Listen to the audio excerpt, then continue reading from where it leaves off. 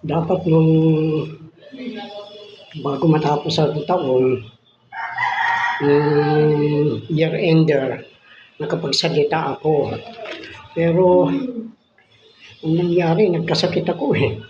Pati pa ako namaga na hindi ko alam ang dahilan. Ngayon, ito ang gusto kong talakayin. Lahat tayo ay naghahangad ng isang matinong gobyerno. Dapat ang mga namumuno ay isaalang-alang ang layunin na tulungan ang kanilang mga nasasakupan. Kung walang kakayahan tumulong, huwag namang saktan ang kanilang damdamin. Pero ano nangyayari na sa ngayon? Pinalalabas natin mga Pilipino na inutil na talaga ang Pilipino. Dahil pinanginginoon natin yung mga politiko na yan na magnanakaw. Ang paglabas ng perang may parehong serial number ay nakakaapekto sa ekonomiya ng bansa. Kailanman hindi dapat mangyari ito. Kung alin dito ang tunay at kung alin dito ang fake. Yan ang kinukuhan ko. Yan ang trabaho ng magnanakaw na Marcos. Yun lang ang kapwa niyang Pilipino. Ang ganitong pangyayari ay noong pang lumabas ang perang polymer. Ito yung 1,000 pesos. At ito ba ang dahilan kung bakit ang ibang bansa ay nag-imprenta rin ng ganito, ng mga parehas serial number gaya ng China. Yung lumang papel ay inimprenta sa BSP, samantala ang polymer ay sa ibang bansa. Sinong may gawa nito? At sino ang may pakana nito? Dapat merong managot.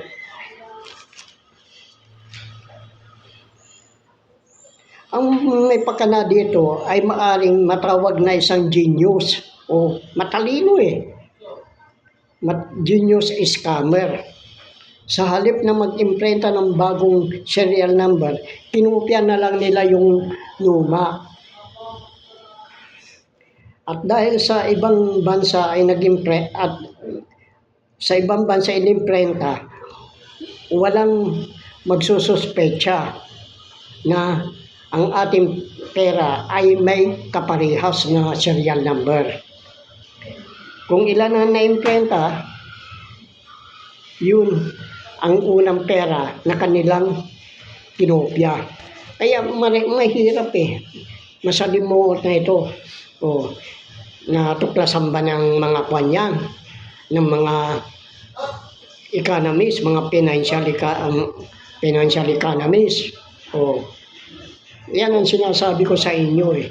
Kasi lahat yan ay puro bayaran yan. Yung mga kwan na yan, yung mga nagbablog yan, yung mga mainstream media, yung mga nagpapaliwanag yan, puro mga bayaran yan. Samantala ako, hindi naman ako forensic economist na kwan. Pero nahuhuli ko yung mga lihim na gawain nila eh. Ang bagay na ito mahirap mahalata. Dapat alamin natin kung ilang bilyon ang nabili ng Bangko Sentral ng Pilipinas ayon sa open market.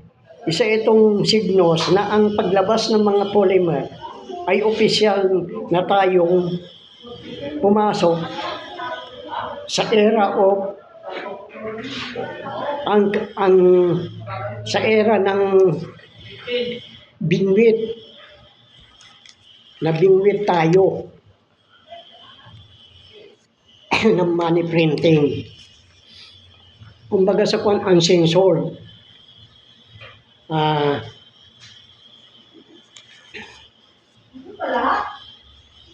Unanchored pala. Kaya sino ba nang nagpapahayag nito? Wala.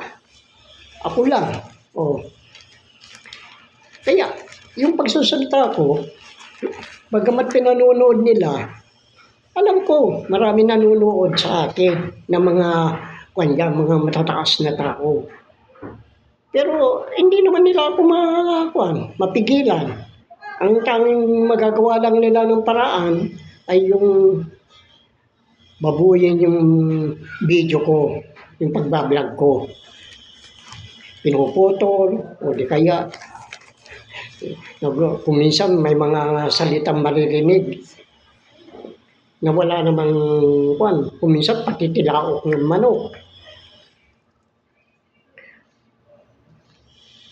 Wala tayong maasahan kundi ang malaking pagbagsak ng ating ekonomiya sa darating na panahon.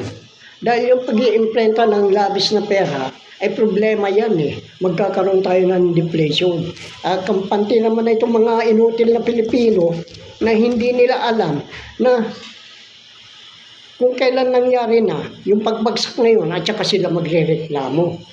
O wag na silang magreklamo dahil talagang mga inutil eh.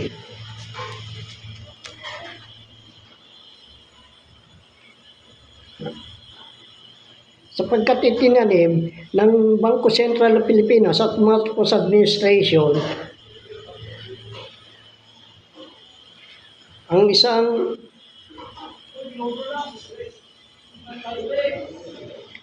hangin. Ngayon, kung itinanim niya yung hangin, ang anihin natin, bagyo. Kaya darating tayo sa punto na magkakaroon ng deflation. Yung deflation, talagang yan ang pinakamasamang pangyayari sa ekonomiya ng Pilipinas.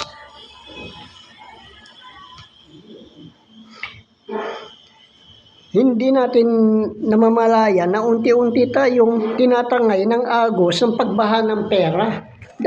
Dahil nga dyan sa mga polymer na yan. Hindi naman pera yan eh, mga treasury bond yan eh. Kaya nga inuulit ko, nung sinunog ko, yung pinakita ko dito, yung Mickey Mouse currency. Hindi ba pinakita ko sa inyo na sinunog ko yung polymer na yan? Samantala yung iba na iplansa lang na hindi sinasadya, inuhuli nila. Ako pinakita ko talaga, sinunog ko. Dinumukos ko, sinunog ko. Bakit hindi wala silang kibusa sa akin? Yan ang isipin nyo. Bakit sino walang kibusa sa akin? Tatakot sila dahil baka malantad ng gusto na kung uhulihin nila ako.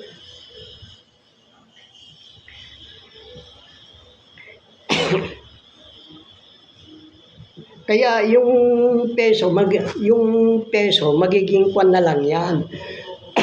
Isang papel na pamahid sa puwet. Kaya yan ang paraan nila na panlilin lang ng Marcos administration. Kasama dyan ang Duterte. Kaya nga nagkukuhan sila ng gulo eh. Ngayon, ang kuwan ng mga maharlikang general ay magkakaroon ng destabilization. Yan ang pakay nila. Maghahasik sila ng gulo. Hindi ko pinagpapansin yung mga maharlikang general na yan dahil ang karamihan na perang pumapasok na yung ginagawa ng Marcos administration ay pumupunta sa mga maharlikang general. Kaya nga yung Iglesia ni Cristo nakapagtayo ng Philippine Arena eh. Saan kukuha ng patayo ng Philippine Arena yan? Samantala ang Iglesia ni Cristo may kaso yan sa ibang bansa. Dahil nabudol din nila. Kaya nga hindi na sila naglalabas ng mga yung pag-unlad nila eh. Kaya ang nangyayari dyan eh, talagang napakabigat eh. Tapos ng kaso yung Iglesia ni Cristo sa ibang bansa. Dahil nabudol sila, nalaman nila. May sino nakaalam yan? Wala. Ako lang nagpapahayag niyan. Kaya nga, yung recession na yan, papunta na sa deflation. May dalawang hindi maayos na ginawa ang BSP. At kaya napuna ito ng IMF. Hindi pwedeng kunin ng IMF ito eh. Dahil ako ang nagpapigil sa IMF na huwag nilang gamitin yung mga yung mga nakalagak na treasury bond.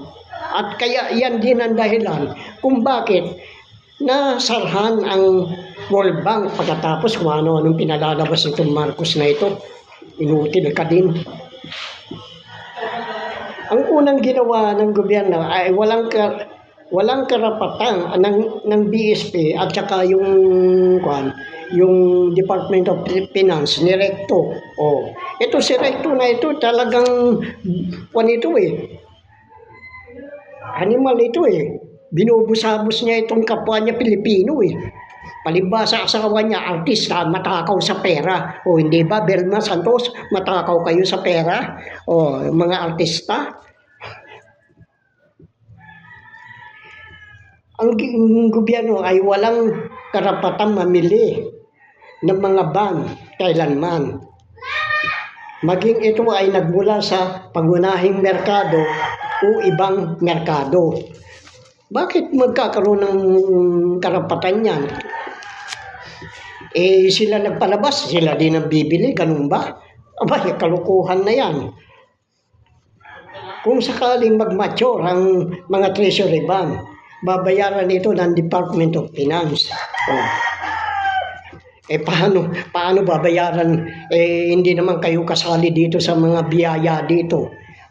Kaya nga sabi ko, hindi lahat mabibiyayaan. Diyan galit sa akin yung mga ibang tao eh. Dahil sinasabi ko, hindi mabibiyayaan eh.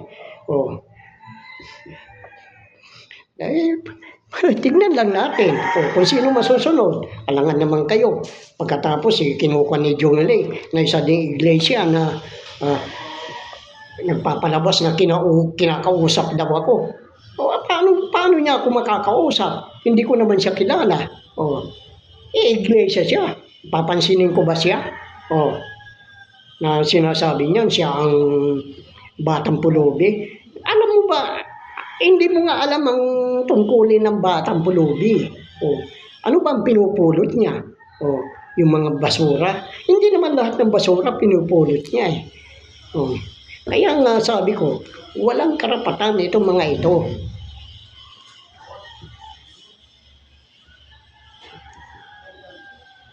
Ang dalawang ito ay kapwa nilabag ng BSP. Kaya nga yan ang sinasabi ko, pinuna na sila ng IMF. Yung lang ng Maharlika Investment Fund pagkuha niya ng pera ng Land Bank at saka DBP. Pero mali din yung figure na lumabas eh. Bali 175 billion ang kinuha niya.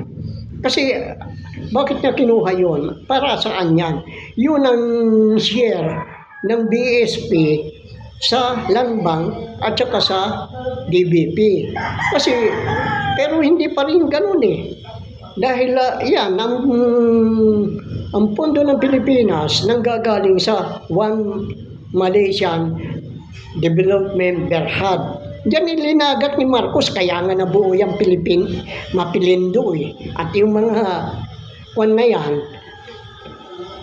yung mga tao na marunong mahusay manghula ay naka-house arrest doon sa Kuala Lumpur.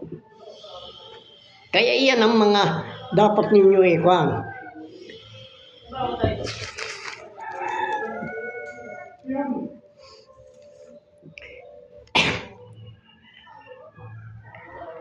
Upang manatiling gumagana ang mga merkado ng bond, kailangan payagan ng ibang dealer na makasali sa pagbebenta ng mga bond.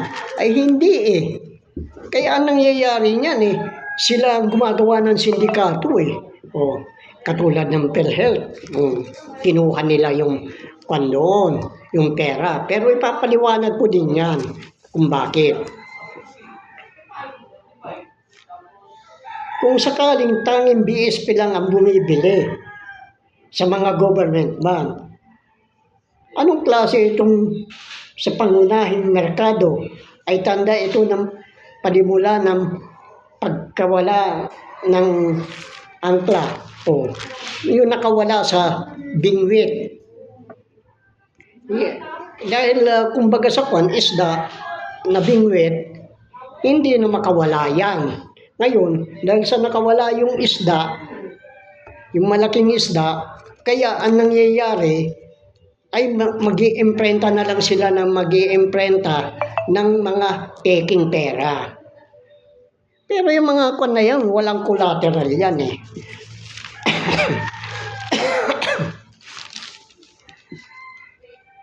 Sa kasalukuyan, ang Bangko Sentral ay walang habas na nag-iimprenta ng perang polymer. Oh. Bakit kailangan pa nilang bumayad sa ibang bansa ng mga polymer? Ang alam ko nito, ang gumagawa nito, Canada, hindi Australia eh. Pinaiikot nila tayo eh. Ang kung na yan, sabi nila mas matibay. Pero hindi yan eh. Hindi yan ang purpose nun eh. Paano na magiging mas matibay? Plastic yan. Pag arawan ng matindi yan, kukulubot na yan, hindi na papansinin yan. Kaya yung mga sample na ginawa nila doon sa inimprenta nilang dollar, kinukuhan nila lahat yan. At yan ay ibabalik nila para masabing peke yung mga yan. Ngayon, dahil sa masasabing peke yung mga polymer na yan, ang gagawin naman ng mga kwan yan, mag-iimprenta uli sila ng ganung klaseng polymer na pera mula sa Canada na may kaparehas na serial number. At yun ang itatago na nila dahil babayaran ng gobyerno yan. Anong pakialam ko dyan sa putang inang kondirekto niyan, mga pakana. Itong pera na ito ay hindi naman pag-aari ng gobyerno. Kaya nga maski na mga military, mga men in uniform, wala akong pakialam sa inyo. Madidikomisyon kayo lahat dahil hindi naman pera ito ng gobyerno Palibasa kayong mga men in uniform, mga ganid, matatakaw kayo sa suhol. Binigyan lang kayo ng allowance na mahigit na 300, tahimik na kayo. Tingnan natin pagdating ng araw kung anong mangyayari sa inyo. Dahil pagdating ng 40 anyos, kailangan pensyonado na ang tao. Pero kayo, wala kayong tatanggapin, mga inutil na military. Di ba, Browner? Inutil ka. Putangin mo, chief of staff ka, minumura lang kita. Wala kang kibo, hindi ka makakibo. Kung talagang matapang ka, sugurin ninyo ako. Pero wala kayong magawa sa akin. Diyan lang ako palakad-lakad, imposibleng hindi ninyo alam kung saan ako pumupunta. Alam ko may nakasubaybay sa akin. Ultimo mo sa CIA, sinusubaybayan ako pero wala din silang magawa. Ano ba yung mga Mormons na yan? Mga mga hindi nakapasa sa farm. Yung mga Mormons na yan. Yan ay mga ng CIA. Kaya dahil hindi sila nakapasa sa farm, ginawa lang sila na Peace Corps. Pumapasok sila sa farm para sabihin matino sila. Ang mga kanuna yan. Dahil yan, ang tawag nga sa akin ng mga Mormons ako daw si Mrs. Tatawa-tawa naman ako. Paano mo ako si Mrs.? Itanong ninyo mga Mormons doon sa Aurora kung hindi yan ang tawag sa akin. Nagugulat nga sila sa akin alam ko naman mga CIA yan. Kaya yan, nagpupunta dito para mag-ispya kung paano ang gagawin nila upang manatiling nakabaon ang mga Pilipino nakasadlak sa Burak. At ang katulong nila ay ang mga politiko ng namumuno sa gobyerno natin.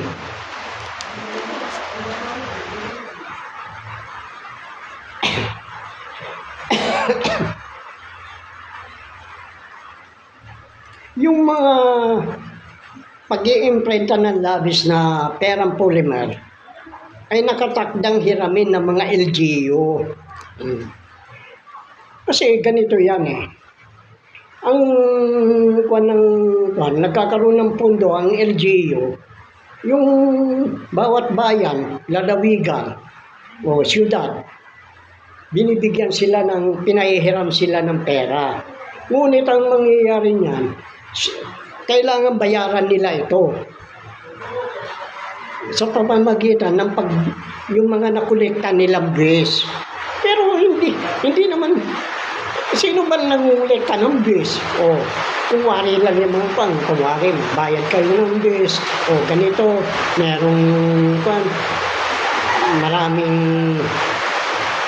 may mga amnesty na sinasabi. Ganito, may bawas na 40% ang babayaran ninyo, magbayad lang kayo ng buwis. Pero may mga bahay, mga lupa na hindi naman nagbabayad ng buwis, wala nakukolekta. Pero sila naglalagay doon sa doon sa ledger nila na may ganitong binayad ng mga Pero hindi naman nila riniremit yan sa Central Bank. At saka sa Department of Finance. Hindi ba rekto? Hindi ba tama ang sinasabi ko? Yan ang sinasabi ko sa iyo eh. Regulado. Hindi ba? Totoo mga pinagsasabi ko.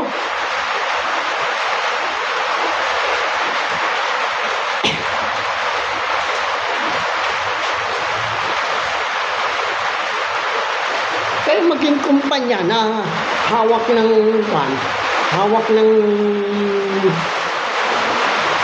yung mga oligarko na kumpanya ng mga kasi mga dami lang itong mga humahawak na ito katulad ng San Miguel, pag-aari ng mga Marcos yan.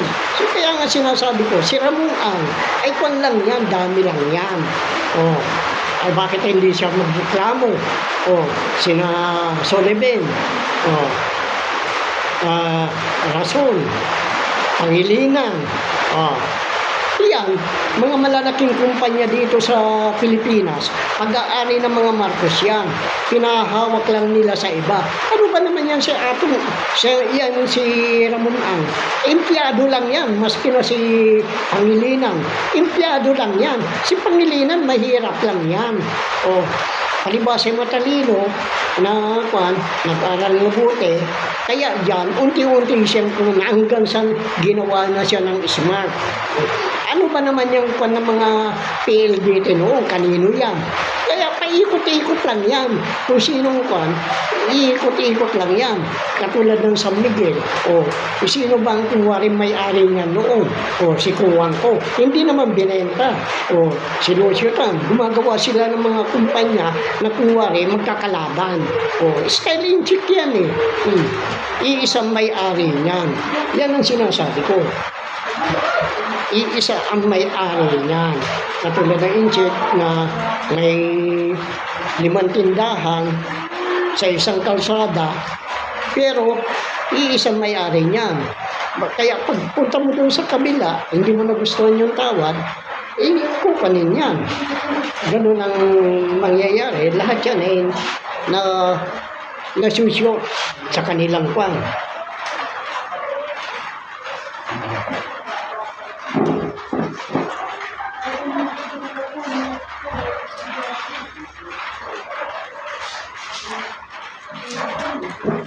Kaya natatawa lang kayo. Kaya itong mga inchik na ito dapat mapatalsik ito. Tama yung ni Trump na dapat lahat ng inchik mapatalsik dito sa bayan natin. Dahil silang mga nagpahirap dito.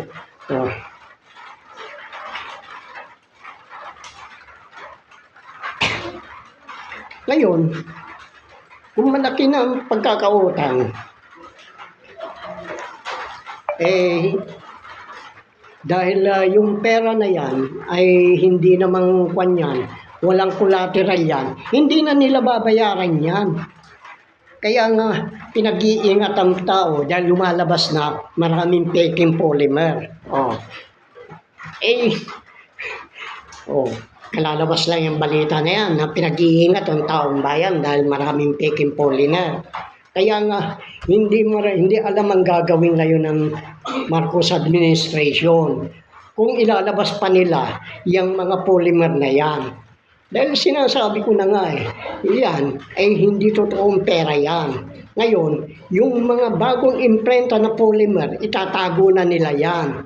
Yan ang iniipon nila upang dalhin sa ibang bansa at ikukuhan doon sa offshore account ng mga magnanakaw na Marcos upang pagdating ng panahon, kasi kalimitan yan, short 10 to 15 years yung long term na yan Samantala yung pinalabas nila ngayon ay short term lang yan.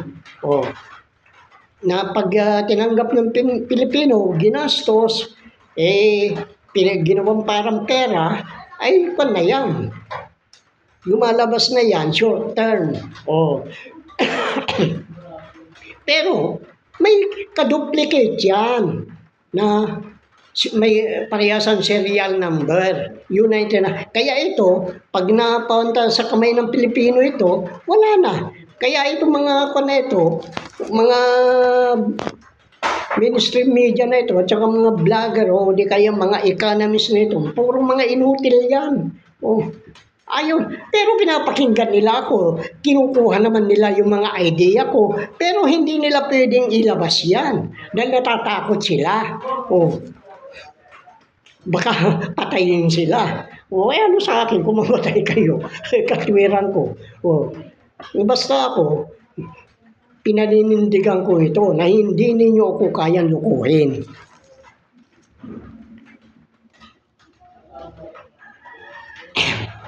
Kaya ang mangyayari niyan, ihahalo nila yung polymer sa dating pera upang magulo ang Pilipinas. Kaya nga puro hayop dahil hayop ang may pakanan yan Hindi ba? Di hayop si Marcos, hayop si Recto, hayop si Remulado, hayop si Jokno. Hayop din si Neri, yung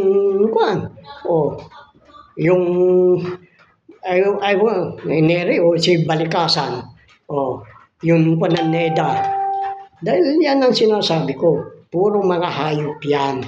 Walang malasakit sa kapwa niya. Pati Supreme Court, mga inutil. Ang tatanda na mga inutil. Pati congressman.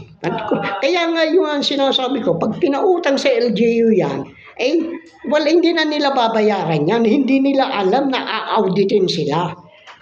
Kaya nga nagpapatayan yung mga nasa LGU na makaupo dahil nga dyan sa mga pera na yan. Kasi hindi na nila babayaran. Katulad yung calamity fund.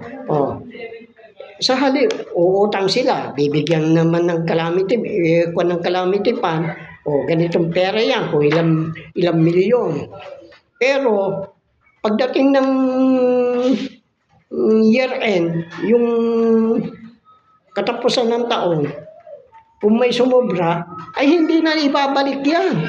Hindi na ibabalik sa Department of Finance, kundi sasarilinin na nila yan, ibubulsa na nila. Kaya yan, minsan nagpapalitan na lang sila. Itong taon na ito, sasabihin, ikaw naman ang umupo. Pagkatapos ng 3 termino, kakandidato ako ulit. Ako naman ang uupo. Ganyan lang ang nangyayari niyan. Kaya, pinagduloko lang tayo kayong mga Pilipino, mga inutil kasi kayo, pagpapaniwala sa mga politiko, ayan ang nangyayari sa inyo. Kaya yung ganitong pangyayari, yung ganitong hindi lingi dyan sa sa IMF dahil yun na nga sinabi ko. Ako ang nagpasara ng World Bank. Tignan mo, itsura ko lang ganito. Pero bakit ako pinansin? Kaya nga sinasabi ko, mas kilala ako sa ibang bansa kaysa dito sa Pilipinas. Kasi dito, pinaniniwalaan yung mga politikong magnanakaw. Pinapanginoon ninyo. Kaya obligado ang IMF na imbestigahan itong Marcos administration. Dahil nga doon sa pagkuha niya ng pera ng kwan, yung pera ng IBP ay Land Bank of the Philippines at saka kwan, Development Bank of the Philippines. Kaya napakabigat niyan eh. Paano yan ngayon? Ngayon, nagkakaisa na. Kilala ako. Sabi ko, mas kilala ako sa ibang bansa kaysa dito. Pero ako simple lang. Kung hindi ganito ang ayos ko, babantayan na nila ako. Bawat galaw ko. May nakasubaybay sa akin. Pero wala silang magawa sa akin. Kaya tama lang. Ito ang decoy ko.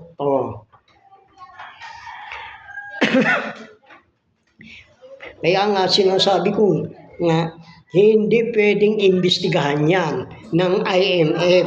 Dahil yan, may mga nakaperma ang Bangko Sentral ng Pilipinas sa mga kondisyones ng IMF. Kaya nga ang World Bank hindi naman pagpautang eh. Kaya ang kinuwan naman ni Kwan, para alam ni Marcos na darating at darating ng panahon malalantad eh. Kaya nga ang kinuwan niya itong Kwan na ito, itong China. Dinagsaan niya ng treasury bond, yan ang pinapalit. Ngayon hinarangan ko na.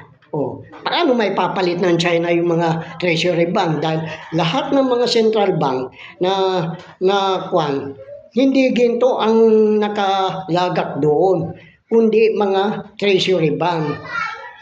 Yan ang isang lihim ng yung putang inang Marcos ngayon, yung diktador. Akala niya siguro hindi ko malalaman. Tapos itong matandang Enrile, pinakamatandang magnanakaw ng pondo ng gobyerno, ay nagsalita, nagigirahin daw tayo. Paano tayo gigirahin ng China? Bagsak ang ekonomiya ng China. Bagsak na ekonomiya ng Amerika. Paano yan? Yan sinasabi ko, malaking bagay ang nangyayari sa atin. Kaya nga, napakahirap eh.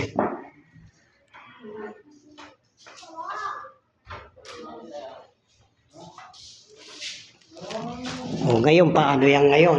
Anong gagawin ninyo? Pasensya kayo. Kung maghirap tayong mga Pilipino, dahil ito